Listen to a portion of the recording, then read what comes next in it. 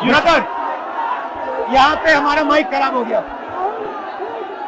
और public meeting करना मुश्किल है। जी बिल्कुल ठीक बात है। तो मैंने सोचा कि हम थोड़ा यूपी के बारे में बातचीत कर लें और आप अपना पर्सपेक्टिव हमें बताइए, हम आपको अपना पर्सपेक्टिव बताते हैं, थोड़ी डिस्कशन करते हैं। और ठीक बात है, ठीक बात है। मैं समझता हूँ कि जब माइक खराब हो गया हम दोनों बात करेंगे, वो रिकॉर्ड होकर के जाएगी तो लोग बेहतर और अच्छा समझेंगे और अच्छा रिजल्ट आएगा। और क्योंकि सोशल मीडिया से वेल कनेक्टेड है तो सब लोगों को जानकारी मिल जाएगी कि हम और आप क्या बोल रहे हैं। यूपी जो 80 सीटें दे रहा है, इसमें 79 सीटें समाजवादी पार्टी, कांग्रेस, इंडिया गठबंधन जीत रहा है। एक जो क्यूटो है उसमें हम और आप लड़ाई में हैं। और इस बार क्यूटो नाम कैसे जापान वाला ही है ये क्यूटो, क्योंकि जो प्रधान सांसद हैं उन्हें सपना दिखाया था काशी के लोगों को कि दुनिया की सबसे बेहतर सिटी बनेगी क्यूटो। तो क्यूटो बनी नहीं बनी काशी के लोग ये तय करेंगे और फिर वोट डालेंगे। तो इस बार मन मर्जी नहीं चलनी है, मन की बात नहीं चलेगी, हमारे आपकी बात और 140 करोड़ लोगों की बात और संविधान की बात होगी। और आपने देखा, हम सब ने देखा कि यूपी को नरेंद्र मोदी जी ने बेरोजगारी का सेंटर बना दिया और इतनी बेरोजगारी की है, ये जितने बच्चे दिखाई दे रहे हैं ये दिखाओ, वो लोग हैं दिखाओ जो अग्निवीर या पेपर लीक जिसकी वजह से इन्हें नौकरी नहीं मिली है और ये सब रोजगार नौकरी चाहते हैं। बीजेपी ने जो झूठे सपने दिखाए थे इन्वेस्टमेंट मीट के, जो झूठा सपना दिखाया था डिफेंस एक्सपो का, जो सपने बेचे थे G20 में, लेकिन इन नौजवानों को न नौकरी मिली न रोजगार मिला, आज ये खाली हाथ हैं। तो इसलिए हमें और आप मिलजुल के जो आपने कहा, जो इंडिया गठबंधन कह रहा है कि 30 लाख बच्चों को नौकरी दी जाएगी, उस दिशा में हम लोग काम करेंगे। और पहली नौकरी पक्की स्कीम जिसके माध्यम से हर ग्रेजुएट को नौकरी का अधिकार, बेहतरीन ट्रेनिंग और बैंक अकाउंट में 1 लाख रुपए साल के। आपने नोट किया कि मोदी जी खटाखट बोलने शुरू कर दिए। ये आपके खटाखट के बाद वो रटारट खटाखट कर रहे हैं। अच्छा, आप एक बात बताइए, मुझे क्यूरियोसिटी है, थोड़ा आप अपने पापा के बारे में मुझे बताइए जी। मुलायम सिंह यादव जी के बारे में बताइए। आपने उनसे क्या सीखा? नेताजी और उनके साथ के लोग बिल्कुल जमीनी राजनीति करते रहे। हालांकि नेताजी कुश्ती, पहलवान और गांव के थे। करते हो कुश्ती? नहीं, मैं कुश्ती नहीं कर पाया जीवन में, क्योंकि मैं मिलिट्री स्कूल में चला गया तो कुश्ती नहीं कर पाया। लेकिन नेताजी इसीलिए धरती पुत्र बोले गए कि वो जमीन की बात को समझते थे। धरती पर जो लोग हैं उनकी क्या भावना है उसको लेकर के वो आगे बढ़ाना चाहते थे। और आपका इस क्षेत्र से और इस शहर से आज का लगाव नहीं है, न जाने कितने सालों पुराना लगाव है। जो इमोशनल कनेक्ट आपका इस शहर और शहर से है वो शायद और किसी राजनीतिक परिवार का नहीं होगा।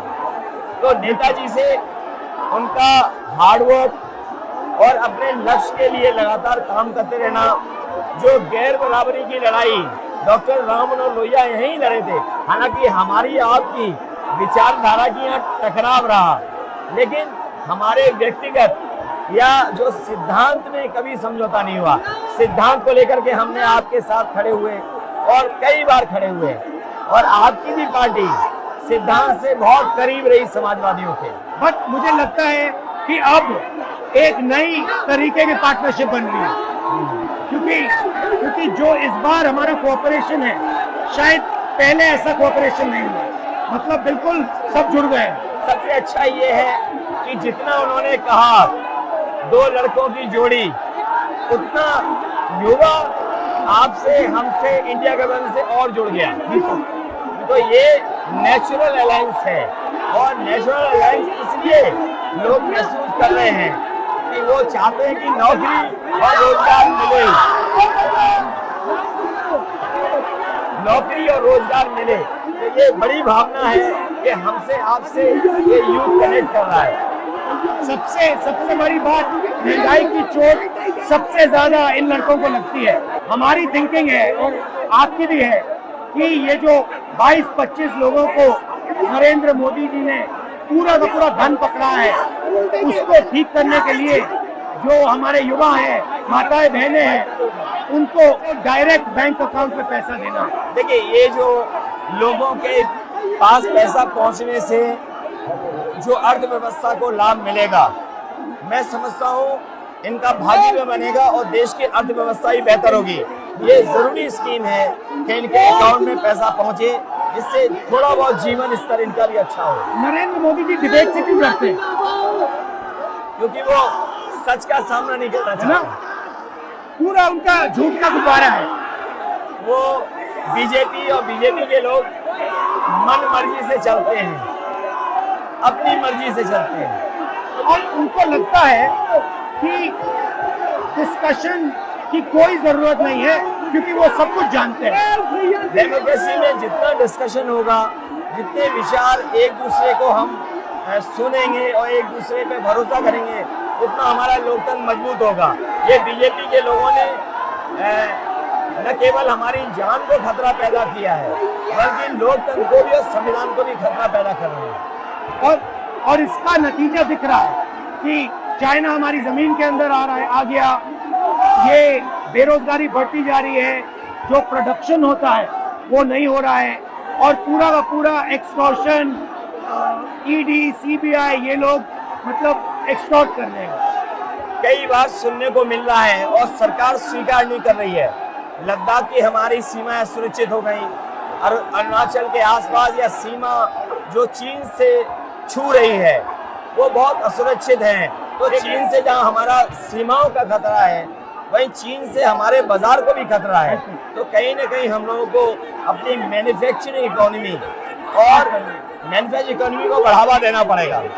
और ये जो स्कीम्स है, पहली नौकरी पक्की और महालक्ष्मी, ये मैन्युफैक्चरिंग सिस्टम को, इकोनॉमिक सिस्टम को जंप स्टार्ट करने के तरीके हैं। ये बहुत अच्छा जंप स्टार्ट होगा। इसको अगर फोकस होकर के आईआईटी, पॉलिटेक्निक, इंजीनियरिंग कॉलेजेस को, इन सबको इकोसिस्टम में ला करके, मैं समझता हूँ युवा नौजवानों को अच्छी नौकरी और रोजगार मिल पाएगा। और हमारा लक्ष्य है कि सब, हर जात को भागीदारी मिले, स्पेस मिले, हर इंस्टीट्यूशन में, बिजनेस में, एजुकेशन के सिस्टम में।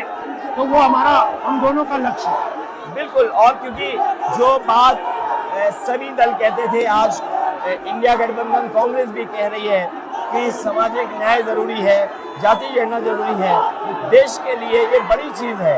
जो दुनिया में अमेरिका है, यूरोप है, अपने उन लोगों के लिए जो पीछे छूट जाते हैं, उनके लिए कुछ काम करते हैं। तो हमारा जो देश जाति के आधार पर पिछड़ा है, तो इसको आगे बढ़ाने के लिए ये बड़ी भूमिका होगी इस बार।